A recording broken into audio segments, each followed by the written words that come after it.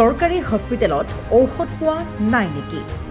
চৰকাৰী হস্পিটেলত নথকা ঔষধ ডাক্তৰে লিখিছে নেকি?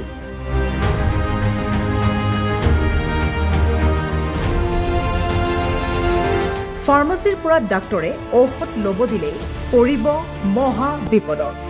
কিয়নো মুকলি কৰা হৈছে ফোন নম্বৰ, পোনপটীয়াকৈ দিব পাৰিব অভিযোগ।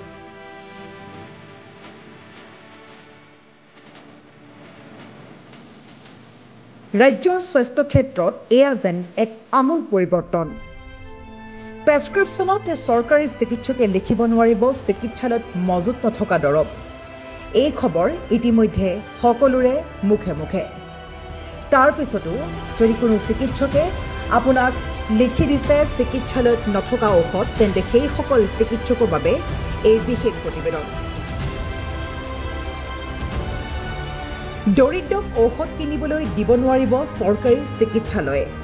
চিকিৎসালয়ত ঔষধ নাপালেই আপুনি দিব পাৰিব শীঘ্ৰেই অভিযোগ। চিকিৎসকে ফাৰ্মাচীৰ পৰা দৰৱ আনিব গ'লে পৰিব মহা বিপদত। চৰকাৰৰ স্বাস্থ্য বিভাগে মুকলি কৰিলে ফোন নম্বৰ। চৰকাৰী চিকিৎসালয়ত ঔষধ নাপালে অভিযোগ দিব পাৰিব সেই বিশেষ নম্বৰটোত। গতিকে এতিয়াই নোট ডাউন কৰক।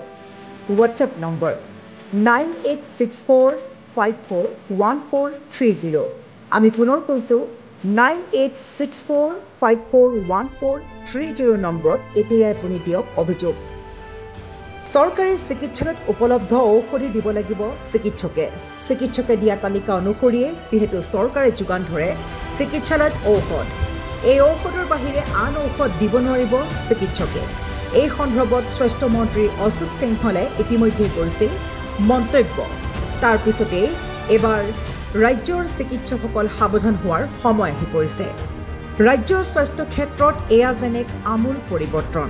এতিয়াৰে পৰা কোনো চিকিৎসালয়ত চৰকাৰী চিকিৎসকে মজুত থকা দৰৱহে লিখিব পাৰিব। তাৰ অবিহনে মজুত নথকা দৰৱ লিখিলেই পৰিব কঠোৰ শাস্তিত। প্ৰেছক্ৰিপশ্যনত চৰকাৰী চিকিৎসকে লিখিব নোৱাৰিব চিকিৎসালয়ত মজুত নথকা দৰৱ। চিকিৎসকে এই নিয়ম পালন নকৰিলে ৰোগী অথবা আত্মীয়ই দাখিল কৰিব পাৰিব অভিযোগ। অভিযোগ দাখিলৰ বাবে আমি প্ৰকাশ কৰা নম্বৰত আপুনি যোগাযোগ কৰিব পাৰে।